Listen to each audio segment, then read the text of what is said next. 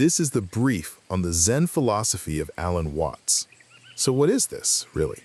Well, you can think of it as the mental operating system that titans like Steve Jobs used to conquer anxiety. It's all about deleting that program of constant Western striving to install a sense of Eastern flow. Okay, so first, embrace subtraction over addition. We're all conditioned to believe we need more to be happy. More money, more status. But Watts argues that just creates endless stress. Instead, you gotta try unlearning. It's about seeking that mental stillness to strip away all the noise and discover what you actually need. Second, stop living in the past or the future. Anxiety usually comes from regretting what's happened or fearing what's next, right? The fix? He calls it immersion. Just deeply engage with the task that's right in front of you. When you're fully in the now, that inner critic in your brain finally quiets down, leaving you with genuine satisfaction. And finally, you gotta treat life like music, not a race. Watts used this great analogy. You don't listen to a song just to rush to the final note. You listen to enjoy the melody while it's playing. So stop sprinting toward a destination, like retirement. Prioritize doing what you love now, because when you enjoy the process, the results tend to follow.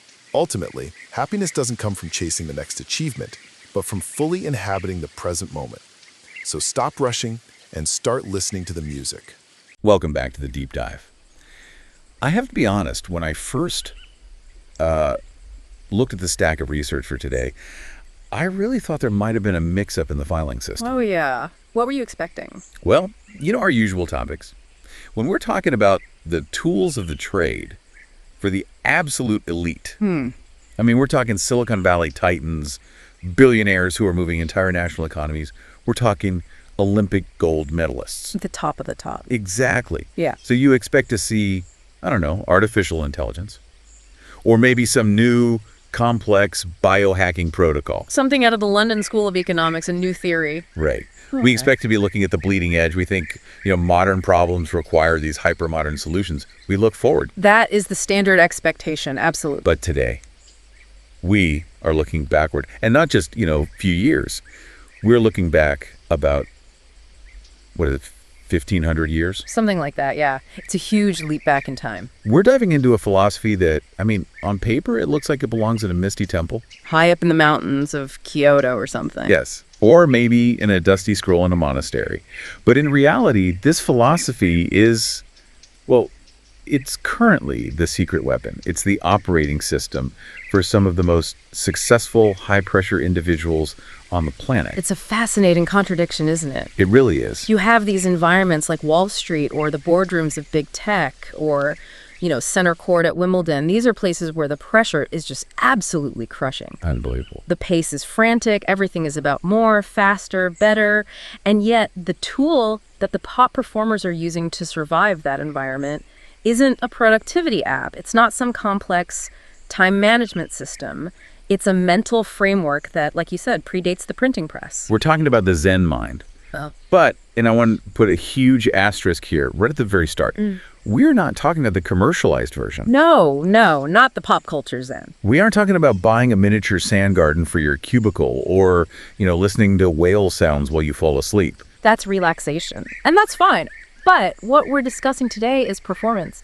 It's about survival in these incredibly high-stakes environments. We're basing this deep dive on a really comprehensive breakdown of Alan Watts' philosophy. It's specifically derived from a transcript by the channel Paranoia. And the hook here, the thing that really just grabbed me by the collar, is a concept they introduced right at the beginning called the paradox of success. The paradox of success. It's one of those things that I think we all kind of know is true deep down, but we're almost terrified to admit it out loud. Why do you think that is? Because the entire modern world is built on a very specific equation. Success equals happiness. That's the promise. The American dream, in a way. Absolutely. If you get the promotion, if you have the big IPO, if you win the championship, then you will be happy. Then you can finally relax. It's the ultimate if-then statement, isn't it? Yeah. We live our whole lives just waiting for the then. We do. We're constantly deferring our happiness. But the source material and, the lives of the people we're going to talk about, it suggests the exact opposite. It suggests that high achievers, the people who have actually crossed that finish line, are often the most anxious, the most terrified and unsettled people on the planet. that's the part that really sets the stage for today. Because the mission of this deep dive isn't to convince you to, sell your house, put on a robe, and go meditate in a cave for the rest of your life. Right. It's not about becoming a monk. No. The goal, according to our source, is to install a specific mindset, a mental operating system that changes how you interact with the world. The phrase they use, which I just love, is that it turns life's difficulty setting from expert down to easy mode. Easy mode is such a compelling way to frame it. Because it's not about changing the world around you. No. The bills are still there, the job is still there, the trashing is still there. Nothing external has changed. It's about navigating that same world with a completely different internal reaction. It's about gliding through it rather than crashing into it. So before we get into the actual mechanics of this mindset, Yeah. we really need to establish the who. Because I think a lot of listeners might be skeptical. Sure. They might hear Zen and think, woo, or, something not serious. But the source lists some incredibly heavy hitters who practice these methods. The most famous one, the archetype really, has to be Steve Jobs. Jobs is the perfect example because he was the ultimate intersection of, cutting edge technology and ancient spirituality. Right. We all know the image, the black turtleneck, the jeans, the New Balance sneakers. But the source goes into detail about just how deep his connection to Zen actually was. It wasn't just a fashion statement. It was a core principle. It was everything. He went to temples in Japan. He studied with a Zen master for years. He practiced meditation every single morning without fail. And the source mentions that for a long time, he lived in this massive mansion that was almost entirely empty of furniture. I remember reading about that. And the fruitarianism, right? Yes. And all the stories about him walking barefoot around the Apple office is just kind of stressing people out. Yes, the walking barefoot, the extreme diets. And to the average person, that just looks like eccentricity. Like, oh, that's just Steve being weird. The quirks of a genius. Right. But if you look at it through the lens of Zen, it was a disciplined attempt to strip away the unnecessary, to get to the essence of things. And the source actually makes this brilliant connection that I think is crucial. What's that? It argues that the Apple design philosophy, that sleek, minimalist, intuitive interface that completely changed the world, is a direct reflection of Zen's subtraction philosophy. Oh, that makes so much sense. It's not about what you add. It's about what you take away. Think about the iPhone. Before the iPhone, phones had keyboards, they had styluses, they had dozens of buttons and complicated menus. Jobs didn't add more buttons. He took them all away until only the essential thing remained, the screen. That is Zen mind applied to hardware. He removed all the noise to reveal the function. Precisely. And that's just the tip of the iceberg. It's not just Jobs. The source mentions Ray Dalio, the founder of Bridgewater Associates. I mean, this is a guy who moves... What was the figure in the source? Well, something like 20 trillion yen? A staggering amount of money. It's hard to even comprehend. It is. He runs one of the largest hedge funds in history. We're talking about a guy whose decisions literally ripple through the global economy. If he has a bad day, pension funds for millions of people lose value. That's the level of pressure we're talking about. And then you have Jack Dorsey, the founder of Twitter. Yeah. Eric Schmidt, former CEO of Google. Novak Djokovic, one of the greatest tennis players of all time. These are people at the absolute pinnacle of human performance. But here's the question I kept coming back to while I was reading the briefing. Why? Why are they all doing this? Is it just a productivity hack?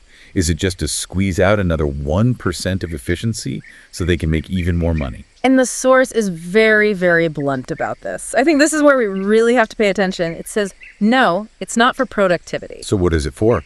It's because they are terrified. Terrified. That is a very strong word to use for billionaires and champions. It is, but think about the psychology of it for a second. The source argues that despite the money, despite the status, the anxiety doesn't vanish. In fact, it gets worse. The scale of the anxiety just gets bigger. How so? Well, when you're broke, you worry about rent. You worry about groceries. It's a survival level anxiety. But when you're Ray Dalio or when you're a top CEO, you worry about your legacy. You worry about public humiliation. You worry about losing the empire you spent your entire life building. So the stakes just feel infinitely higher. You have so much more to lose, so you're actually more afraid. Exactly. The thoughts shift from, how do I survive, to, I absolutely cannot fail now. The weight of expectation is crushing. And the core realization these people have, and I guess this is the crux of the Zen mind, is that happiness is not external. That's it. They climbed the mountain, they got to the summit, And they looked around and realized that the weather up there is just as stormy as it was at the bottom. It's just a different kind of storm. A different kind of storm, exactly. They realized that if you can't control your internal world, no amount of external success is ever going to fix the problem. It reminds me of that old saying, wherever you go, there you are. You could be on a 200-foot yacht in the Mediterranean drinking champagne, but if your mind is a mess, you're still in hell. You're just in a very nice-looking hell. And the source talks about the tragic reality of famous, wealthy people who end up taking their own lives. From the outside, we look at them and think, they had everything. How could they possibly be unhappy? But the source points out that if your mental control fails, if that internal operating system crashes, the external success means absolutely nothing. It's like having a beautiful car with a blown engine. The problem is inside the house, so the solution has to be found inside the house. Okay, let's unpack this solution then. To understand the fix, we first have to understand the diagnosis. The source leans really heavily on the teachings of Alan Watts. To those listeners who might not be familiar, Watts was this British philosopher who basically acted as the bridge, bringing Eastern Zen philosophy to the West back in the 50s and 60s. Watts was a genius at communication. He had this unique way of explaining these ancient, often mystical Eastern concepts using very dry, very sharp Western logic. I made it accessible. He did. He didn't ask you to just believe in magic. Yeah. He explained the mechanics of why we are miserable. And his diagnosis of our modern misery is fascinating. He argues that our suffering comes from being programmed with what he calls Western values. Now, when I first read that in the notes, my first thought was, is he talking about diet? Is this about bread versus rice or something? No. It's much, much deeper than that. It's about the mental architecture. It's about how we view life itself. The source clarifies that there are 3 specific Western mentalities, 3 traps that keep us locked in this cycle of anxiety. Okay, let's lay them out. What are the 3 big traps? Trap number 1 is the belief that we must add things to our lives to become happy. Okay. Trap number 2 is our obsession with the past and the future, what the source calls time travel. Right. And trap number 3, and this is the one that's going to be the hardest for people to swallow, is the idea of making an effort towards our goals. Okay, we definitely need to dig into that third one, because don't make an effort sounds like some of the worst life advice I've ever heard, especially for anyone trying to, hold down a job or raise a family. It's extremely counterintuitive. I get it. But let's start with the first one, the addition fallacy. What does that mean? This is the foundational belief of our entire economy, really. It's the belief that I am lacking. I am incomplete. Yes. The default setting for most of us is I am not enough yet.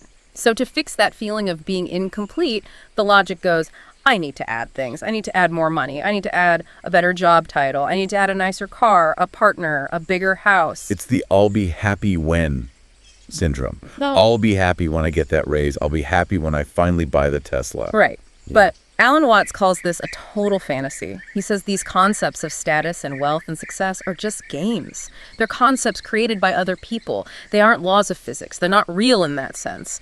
And the source uses a brilliant analogy here to explain why adding never ever works. The room. I really love this analogy. I want you to walk us through it, really paint the picture for the listener. Okay. So imagine your mind as a room. Over the course of your life, from the time you were a child, you have just packed this room with junk. You filled it with insecurities, with social expectations, with fears, with piles and piles of material desires. It's floor-to-ceiling clutter. It's dark because the windows are blocked by boxes of stuff. It smells stale. When you're in that room, it feels cramped. It feels stressful. You can't find anything of value because it's all buried under these piles of garbage. That sounds uncomfortably like my garage, to be honest. But as a metaphor for the mind, it's incredibly powerful. It's most people's minds. Now, the Western approach to fixing that room, the addition approach, is to stand in that absolute mess and say, this room doesn't feel good. I know what I need. I need a really nice, expensive golden lamp. If I just buy that lamp and squeeze it in the corner on top of those boxes, then the room will be perfect. So we just keep adding more stuff to a room that's already full. We're essentially trying to decorate the hoard. You're decorating the hoard. That's a great way to put it. We try to buy our way out of the clutter. But the Zen approach, the subtractive approach, says, no, stop. Stop bringing things in. Start throwing things out. Clean the room. Clean the room. When you remove the junk, when you clear the floor, when you unblock the windows and let the light in, suddenly the room feels spacious. It feels calm. The happiness wasn't something you had to go out and buy. It was the space that was revealed when you removed all the noise. That is such a powerful shift in perspective. So happiness isn't an acquisition, it's a revelation. Yes. It's already there. It's just buried under all the anxiety and the social expectations we piled on top of it. That's the core teaching. You don't need to become someone else to be happy. You need to unbecome the person society told you to be. You need to clear out the room. Unbecome. I like that. It sounds so much later. Okay, let's move to trap number 2. Time travel. The obsession with the past and the future. It's the engine of anxiety. Watts argues, and modern psychology, by the way, backs this up 100%, that anxiety literally cannot exist in the present moment. Wait, really? Explain that. Because I feel like I can be anxious right now. I could be sitting here sweating about something. But think about what you are actually anxious about. If you're anxious, you're usually running a simulation in your head. You're anxious about something that might happen tomorrow. What if I get fired? What if the market crashes? Yeah. Or you're ruminating on something that happened yesterday. Why did I say that stupid thing in the meeting? Neither of those things is happening right now. Right now, I'm just sitting here talking to you into a microphone. In this moment, everything is fine. Exactly. In the now, right this second, you are fine. You are breathing. You are safe. The roof isn't caving in. But we spend almost all of our mental energy time traveling. We define ourselves by the past. I am a shy person because I was bullied in 3rd grade. Or we mortgage our present happiness for some imaginary future. I'll finally relax when I retire. We're mentally commuting. We're never actually where our feet are. Our bodies are here, but our minds are somewhere else entirely. And that prevents us from living the actual life that is unfolding in front of us. We are so busy preparing for life that we forget to live it. The source uses the analogy of reading the menu, but never actually eating the food. That's a great way to put it. Which leads us to the third and probably the most controversial trap, the cult of effort and goals. The source says Watts suggests we should stop setting goals and stop making an effort. Yes. This is the one that usually stops people in their tracks. It sounds like madness. I have to play devil's advocate here. Yeah. I really do. If I stop making an effort at my job, I get fired. If I stop making an effort in my relationship, I get dumped. If an athlete stops making an effort, they lose. How can no effort possibly be a strategy for success? It sounds paradoxical, I know. But we have to define effort the way Watts and the Zen masters define it. He doesn't mean action. He doesn't mean doing things. He means forcing things. He means resistance. What's the difference? Forcing versus doing. Like, I think of the river analogy. This is classic Zen imagery. Life is a massive, powerful current. It's moving in a certain direction. The Western mindset, the effort mindset, is to stand on the bank, look at the river, and say, I have a goal. My goal is 100 miles upstream. That's where I think success is. So you jump in and you start swimming against the current. And that is exhausting. It's incredibly hard work. You are thrashing, you are struggling, you are gasping for air. You feel noble because you are working hard, and society applauds you for grinding, but you are fighting nature. You are fighting the flow of your own life. And eventually you either drown or you burn out and get swept away anyway. Right. The Zen mindset says, the river is going this way. I'm going to float with it. You are still moving. In fact, you're probably moving much faster than the person swimming upstream because the current is helping you. But you aren't fighting. There's no resistance. So it's about alignment, finding the path of least resistance. It's about non-resistance. If setting a goal means you are constantly fighting against your natural inclination, constantly forcing yourself to be something you aren't, that is effort. And Watts says that kind of effort is a form of self-violence. It implies that who you are right now isn't good enough, so you have to beat yourself into submission to become better. That connects back to the who's who at the beginning. You look at someone like a pure creative or even some top athletes, when they are in the zone, at their best, it doesn't look like they are straining. It looks effortless. That's Wu Wei, the ancient Taoist concept of effortless action. It's when the dancer becomes the dance. They aren't thinking, okay, step left, engage calf muscle, turn head. They are just flowing. That is the state Watts wants us to achieve. Not laziness, but a state of deep, frictionless flow. It's high performance without the internal civil war. Okay, so we've diagnosed the problem. We're trying to add junk to an already full room. We're constantly time traveling to the past and future, and we're trying to swim upstream until we pass out. That is a pretty bleak, but I'd say very accurate summary of the modern condition for many people. So let's pivot. Let's talk about the solution. The source outlines 6 specific Zen mindsets to replace this old, broken operating system. Let's start with mindset number 1. Seek silence. Or, as the source also puts it, unlearning. This goes right back to the room analogy we talked about. Before you can learn anything new and valuable, before you can put anything useful in that room, you have to delete the old junk. You have to unlearn. The source mentions that historically ancient wisdom said that big ideas and insights come in the 3 Bs. Yes, the 3 Ds. In the original text, it's translated as horse or vehicle, bed, and toilet. Horse, bed, and toilet. I'm guessing horse translates to the modern commute. The train, the bus. Exactly. The commute, the bed right before you fall asleep or when you wake up, and the bathroom. Now, why these specific places? Because historically, for thousands of years, these were some of the only times a human being was truly alone and unoccupied. No family, no work, no demands. Just you and your thoughts. These were the little pockets of silence where the brain could finally process information, connect the dots, and have those aha moments. But we've completely broken that, haven't we? We have destroyed it. We have colonized every last inch of silence. Now, if you're on the horse or the train or the bus, what are you doing? You're on your phone, scrolling. If you're in bed, Scrolling. even on the toilet, people are checking emails or playing games. Guilty as charged. It's like we're deeply afraid of being alone with our own thoughts for even 30 seconds. We treat our brains like trash cans for the world's noise. We are just constantly filling that room with celebrity gossip, with news that doesn't concern us, with outrage from the other side of the planet. We are addicted to input. And because we never have silence, our brains never have time to process or digest any of that info. It just sits there and rots. So the first step is just stop. Turn it off. The first step is a detox, a conscious unlearning. The source gives a great case study of Katsu Sato. He's the CEO of Space Data, a Forbes under 30 guy. A very successful, very modern figure. Okay, what did he do? He was, by all accounts, very successful, but he was exhausted. He was completely caught up in industry reputation, rumors, what people were saying about him on social media. He realized his room was full of this toxic noise, so he went cold turkey. He deleted all social media apps from his phone for 2 weeks. Just 2 weeks. That doesn't seem like that long. But I guess for a CEO in the tech space, that's an eternity. It felt like an eternity to him at first, but the result was profound. After a few days, he realized that the noise, the gossip, the reputation management, the trending topics, none of it mattered at all. The world kept turning. His business didn't collapse.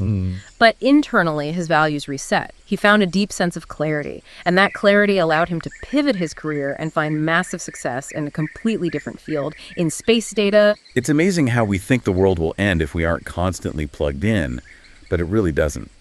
The world is fine without our opinion for a few hours. It's more than fine. And the practical application here isn't that you have to move to a monastery. It's about curation. You need to start treating information like you treat food. You wouldn't eat out of a dumpster, so why let your brain feed on internet garbage all day? Choose organic information. Read a book, have a thoughtful conversation with a friend, or just go for a walk in silence. Silence is the palate cleanser for the mind. I like that. Okay, mindset number 2 connects directly to this. It's immerse in the now. This is the direct antidote to the time travel trap. And there is actual hard neuroscience here to back up the philosophy.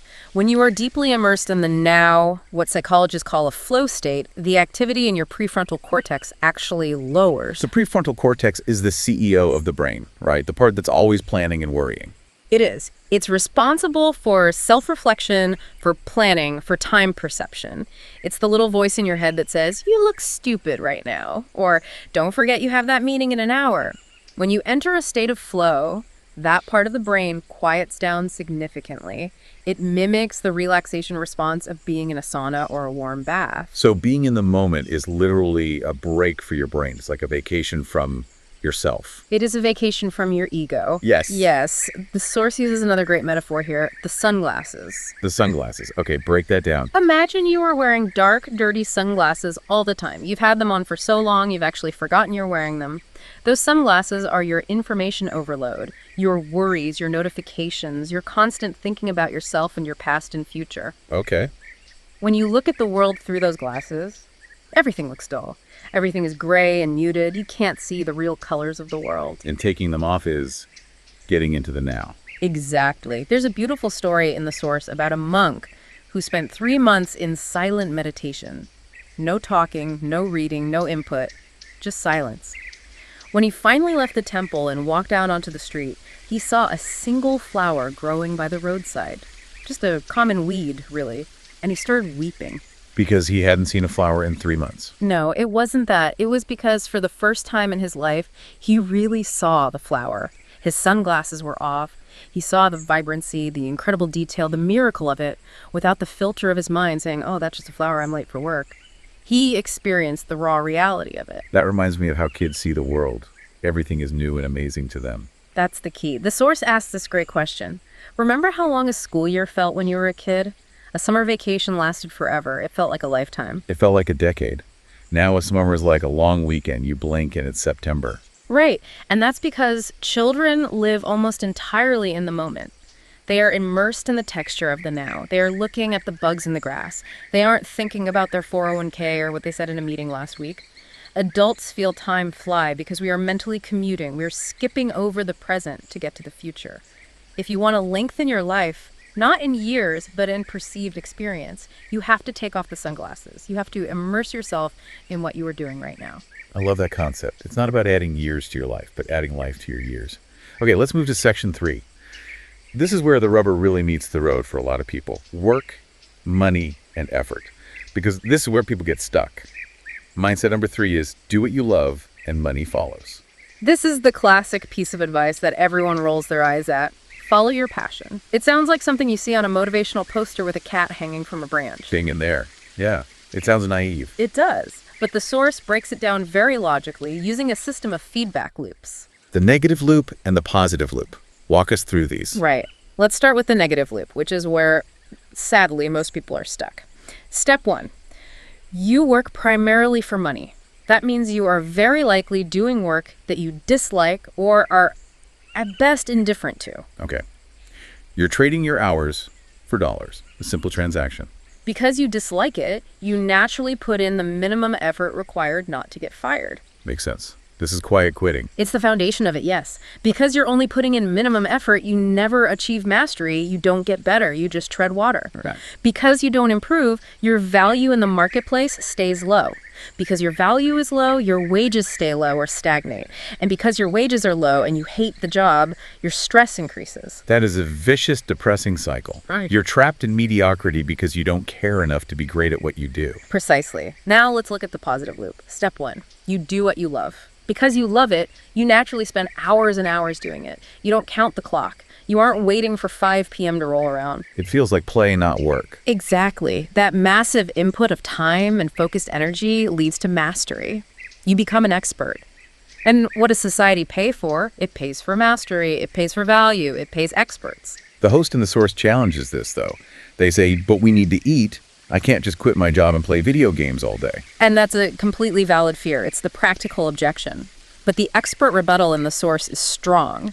It argues that if you truly pursue a passion to the level of mastery, the monetization almost always appears. Take your example of gaming. 20 years ago, playing video games was seen as a complete waste of time. My parents certainly thought so. Right. Today, the top streamers and esports athletes are multimillionaires. Why? Because they achieved an unbelievable level of mastery in something they loved. But not everyone can be a top streamer. That's a tiny, tiny percentage. True. But the source argues that working for 40 years at a job you absolutely hate is wasting life. That is the ultimate failure. Even if you don't become a millionaire, the wealth of spending your life doing something you enjoy is a currency of its own. And usually, if you are truly great at something, even something niche, there is a market for it. The source suggests that chasing money first is a fool's game because you're trading your life for paper, hoping you can buy your life back later when you're too old to enjoy it. That leads right into mindset number 4. Do not effort. Again, we have to clarify this.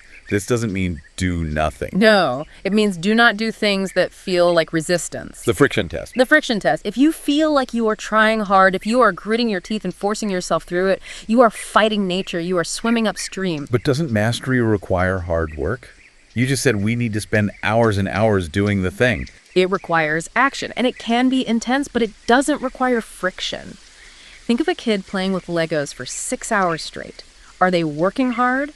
They are sweating. They are focused. They are burning calories. They're definitely intense, but they aren't suffering. It's not a grind for them. Exactly. To an outside observer, it looks like incredibly hard work. But to the kid, it just feels like play. That is the path. If your effort feels like work, you are on the wrong path. The mechanism here is simple. Stress blocks the flow state. If you are forcing it, you aren't immersing. You cannot force flow. You can only allow it by finding an activity where the effort feels effortless. So the goal is to find the activity where the effort just disappears, where the boundary between you and the work dissolves. Yes. Choose the path where the struggle is enjoyable. That's a good distinction. Enjoyable struggle. Which brings us to mindset number 5. Enjoy the activity itself. This is the trap of the outcome. We are conditioned from birth to do X to get Y. I play baseball to win the trophy. I practice piano to get the applause at the recital. I go to work to get the retirement package. The activity is just a means to an end. Always. And the source uses Shohei Ohtani as the perfect example here. Ohtani is a great choice. When you watch him play, does he look like he's calculating his future endorsement deals? Does he look like he's worrying about his final career stats? No, he looks like a big kid in a candy store. Yeah. He just looks like he loves it. He's smiling half the time. He is driven by a pure, unadulterated love for the game itself. The source argues that athletes who chase fame or money often burn out the moment they get it, or they crumble under the pressure because the outcome becomes too important. But if you love the game, the actual physical act of throwing the ball and hitting it, you last longer. You perform better. Because the reward isn't at the end of the game. The reward is the game. Exactly. And the source has this great line, "Those who enjoy life win." It explicitly rejects the cynical modern view that life is meant to be a struggle, that it's all suffering. It says life is a choice. You can treat an event as a disaster, or you can treat it as a phenomenon. Choosing to enjoy the process, even the hard parts, is the ultimate cheat code.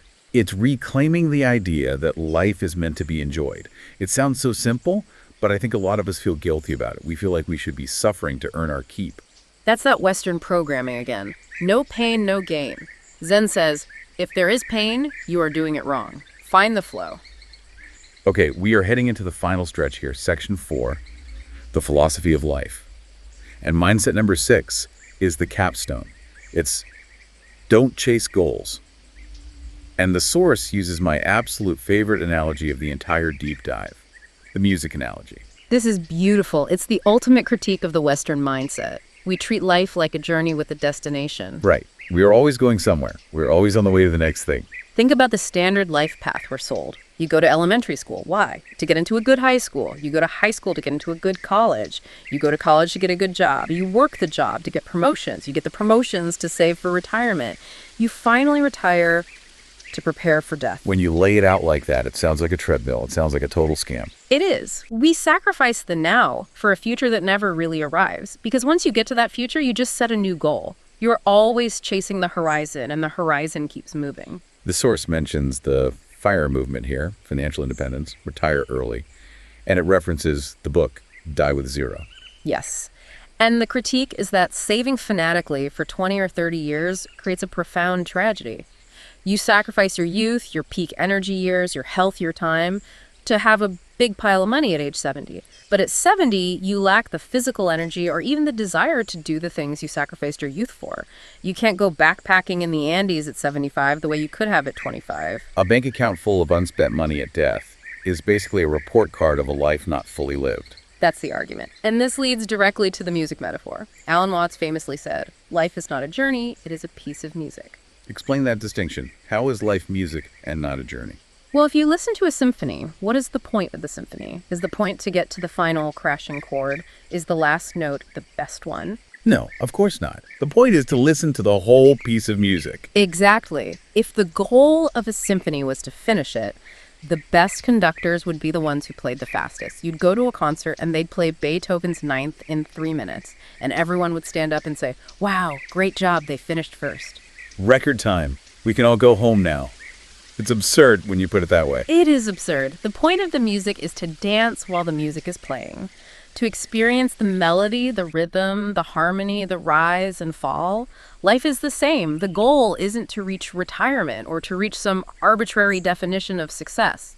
The goal is simply to exist and experience the current note that is playing right now. That is actually kind of relieving to hear. It takes so much pressure off. I don't have to get somewhere. I just have to be here. That's the liberation. If you are dancing, you have already succeeded. You don't need to wait for the applause at the end. You don't need an exit strategy for your life. The dance is the point. So synthesizing all of this Zen mind, isn't about detaching from the world and doing nothing. It's actually about engaging with the world, but differently. Correct. It's a fundamental shift in focus. We are programmed to ask, what will I get from this? The Zen mind asks, what am I doing right now? It shifts from the outcome to the process, from the future to the present, from the external validation to the internal experience. And for the listener, our learner, this feels like a lot. We've covered 6 mindsets, 3 traps, and a whole new philosophy of life. What's the final takeaway here? How do they even start? The takeaway is, you don't need to do all 6 things at once. Please don't try. You don't need to become Steve Jobs tomorrow. Start small. Give us a starting point, a practical first step someone could take today. Pick one thing. Maybe it's unlearning. Maybe for the next week, you just treat your information intake like a strict diet. No junk food, no mindless scrolling on social media. Just see how much mental space that clears up. Or you could pick the do what you love mindset. Yes. Pick one hobby,